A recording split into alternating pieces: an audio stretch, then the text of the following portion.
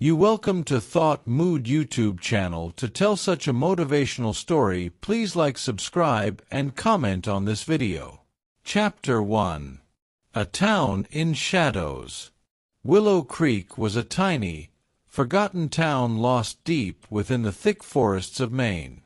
There are quite a number of legends surrounding this small town, and one of the most popular tells of its eerie reputation and strange disappearances.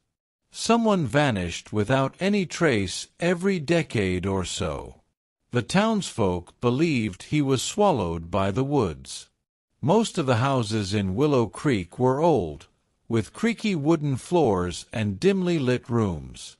It was a fog that somehow seemed alive, curling and twisting around corners like some silent predator that had won its way through those streets every morning.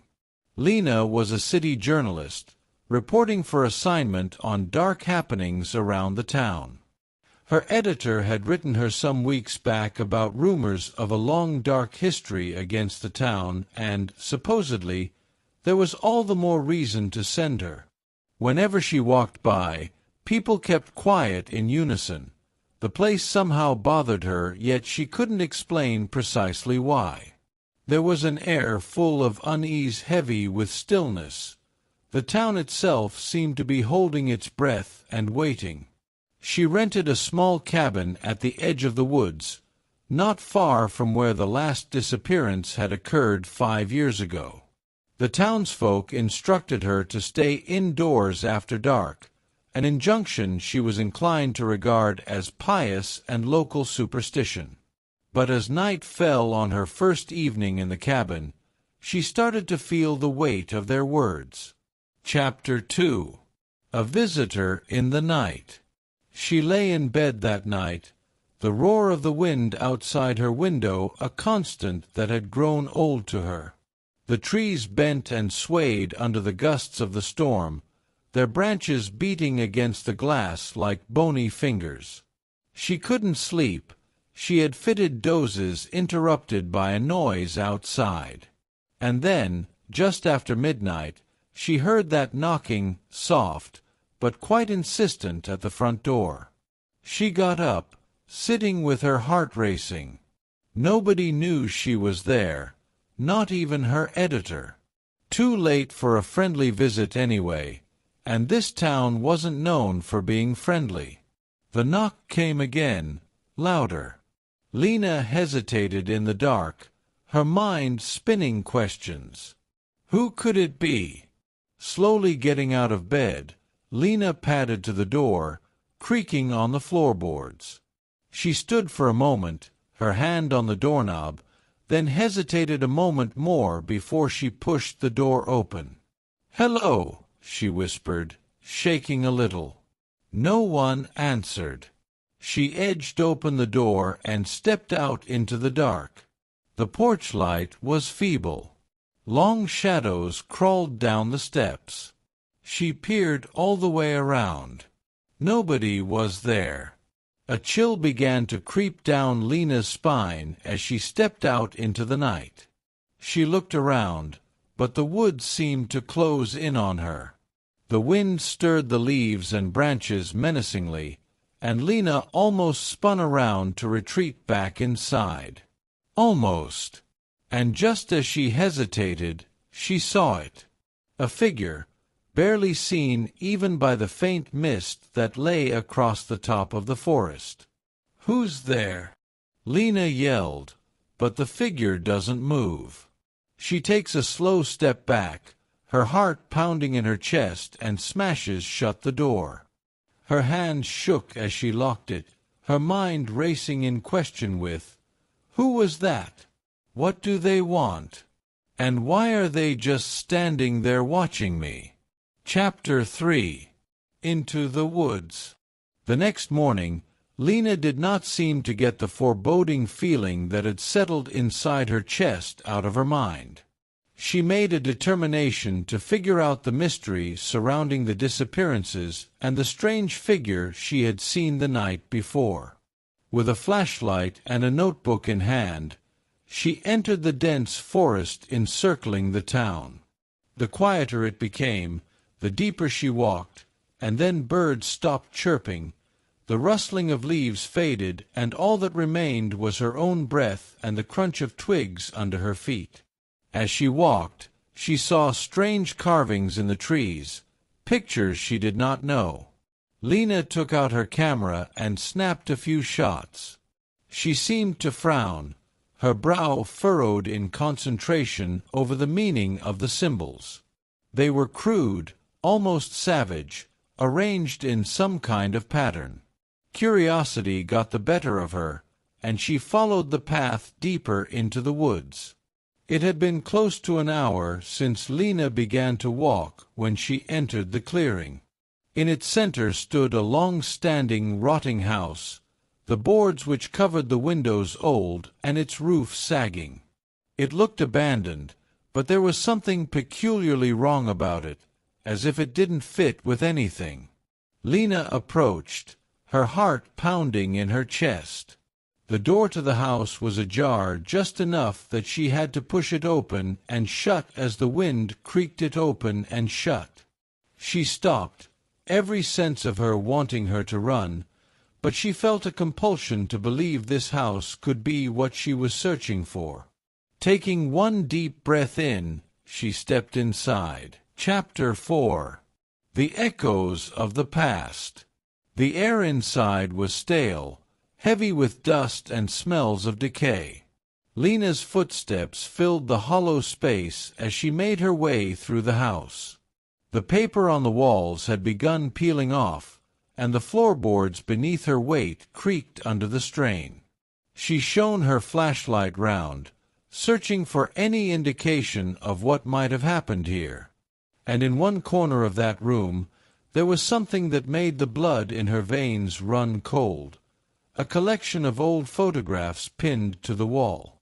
They were yellowing with age, the blur of the faces in them distorted. Yet one thing was not a matter of guesswork. They were the people who had disappeared from Willow Creek. Lena's hand shook as she touched a picture. People's eyes followed her, frozen in horror. Stepping back, her breathing was shallow. There was something terribly wrong with this place. Something the town had tried desperately to forget. Suddenly she heard the noise behind her, a soft, dragging, shuffling sound like someone dragging his feet in. Lena spun about on the turn of her body, her flashlight beam cut through the darkness. A moment she saw nothing at all, then, out of the corner of her eye, she caught movement. A shadow darted across the room, too fast to discern any details. She backed away as her heart pounded inside her chest.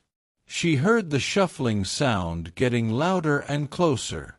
Lena turned around and ran, pounding her feet against the floor. She heard herself shrieking as she headed to the door, but when she almost reached the doorway, something cold and clammy grasped her wrist. She screamed and pulled her arm free, racing out of the house. The woods closed in on her as she ran. She could feel branches snagging at her clothes, feel the fog growing thick. She heard a fast, deliberate pace behind her, but she glanced over her shoulder and saw nothing. Chapter 5. The Truth Beneath the Surface. She did not slow down until she reached her cabin. She locked the door behind her, and the hand that grasped the lock had no steadiness in it as she thought through it in her head. Who or what had been in that house? And who were those missing people whose pictures had somehow migrated to the cabin? As she researched further into the town's history, Lena along her purpose. She digged through the old newspapers, talked to the few townspeople who were willing to talk to her, and visited the local library. What she found chilled her to the bone. Willow Creek was supposed to be cursed. Decades had gone by since the people of a small town had executed and then burned at the stake a woman named Eliza Maynard, accused of the crime of witchcraft. Before she died, She said that she was going to come back and take revenge on those who wronged her. The disappearances started shortly after her execution, like clockwork, every 10 years. It was symbols of the woods, Lena understood, a ritual, and within this ritual there was a summoning, not to exorcise Eliza's spirit but in fact, really bring her back from the dead. The house in the woods where she used to live now had become her prison, so it seemed. But vengeance was not the only purpose. The ones taken were not just picked at random, they were selected. It was this, Lena surmised, that Eliza's spirit had been searching for, the ones who carried the blood of the townspeople back when they had condemned Eliza to her death. Lena felt her heart drop as she realized what this meant. The townsfolk had known all along and were sacrificing their own in an effort to stay Eliza's wrath. Chapter 6. The Final Confrontation. The 10th year after her disappearance had passed, and Lena was decided to do something. She knew that the town would perform the sacrifice once more, and this time she could not be present there to let it happen. Collecting all the information she found, she marched back to the forest house in order to finally and forever eliminate the curse. The air thrummed with tautness, holding her in place as she stepped once more through the doorway. Shadows contorted and twisted as if trying to snap into life with infusions of dark energy coursing through them. It lay in the center of the room, an altar, scarred with strange symbols, with flickering candles stalking about its edges. And there, leaning back in the corner, was the figure of that first night. It was Eliza. Her face was ghostly pale and gaunt, her eyes aglow with an eldritch light. She moved forward in silence, her voice a low, guttural whisper. "You should have left, girl. Now, you will join the others." Lena stood firm, her hands shaking yet unyielding in her purpose. "I'm not afraid of you," she said, though her voice trembled. "I know what you are, and I know how to stop you." Eliza laughed at that, and the sound caused chills to run all along Lena's spine. "You think you can stop me? Too late for that. The ritual's already begun." But she wasn't out of any tricks, Lena thought. She had yanked out a piece of paper in her pocket, the spell found in the library's archives that could shatter the curse. She began chutting the words, which slowly rose her voice with each syllable. Eliza screamed, her form flickering like a dying flame. The walls of the house shook, and the air cracked. Thanks for watching.